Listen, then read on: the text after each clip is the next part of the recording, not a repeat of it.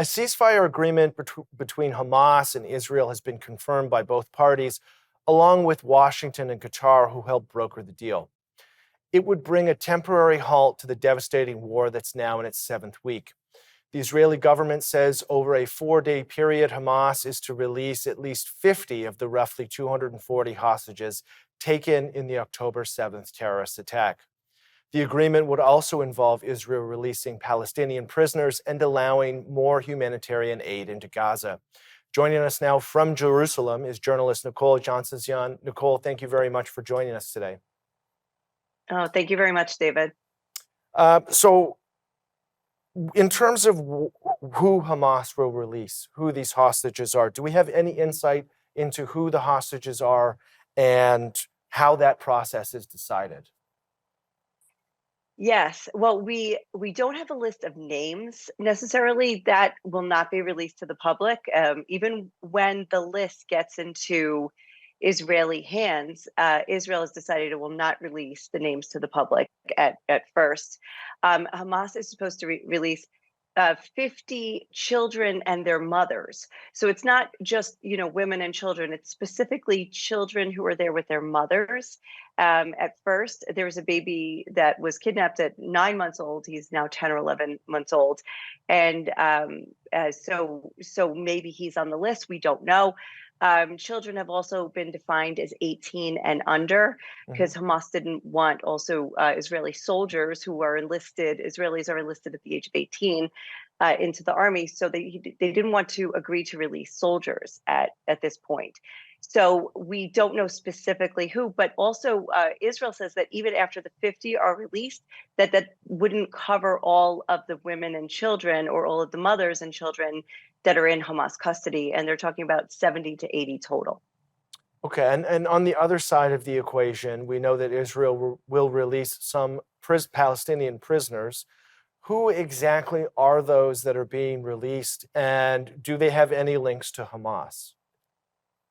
Okay, so Israel will release 150 Palestinian prisoners, and mostly women and children in this case. What I heard is that 50 of them have links to Hamas. Out of the list of, they have a list of 300. Israel gave a list of 300, and they actually did give the names of the Palestinians that are going to be released. So among the 300, 50 of them have ties to Hamas, and about 20 have been accused of attempted murder or implicated in terror attacks.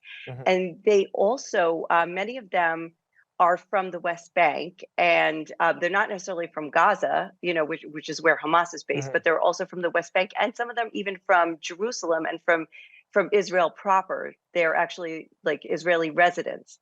So they'll be released to their homes. Like, for instance, one woman is being released to her home, which is across the street of the woman that she stabbed in the back. So literally. So it's just interesting how they have chosen the list of Palestinian prisoners that are going to be released.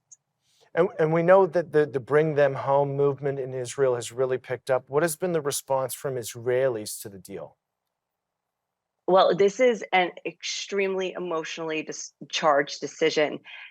Even in the cabinet meeting last night, though it wasn't made public, but it was overwhelmingly in favor. The vote was overwhelmingly in favor of making this deal. But the party that opposed it, there were 3 cabinet ministers that opposed it. And they said that Israel has a moral obligation to bring home all of the hostages, not just the 50, and not just to select, based on age. But the people who have hostages that are in this category, where they're children and the mothers of children, they're waiting, breathless. Really, you can feel like there's this big intake of breath in the whole country, waiting to find out who was on that list. And I mean, it's only human to hope that your loved one or your child is on the list. But at the same time, there are people who are who are opposing this deal, who's saying that Israel, this is the wrong time. Israel was, just making military progress in Gaza and taking over Gaza City and uncovering more tunnels that Hamas has been using. And so they say this is not the time, that at least Israel should have held out for more. They also say, like, people have compared the dilemma to uh, Isaac, Abraham being called to sacrifice Isaac, or Solomon, dividing a baby, like, Mhm. and these big biblical dilemmas, moral dilemmas. And they're comparing this to that.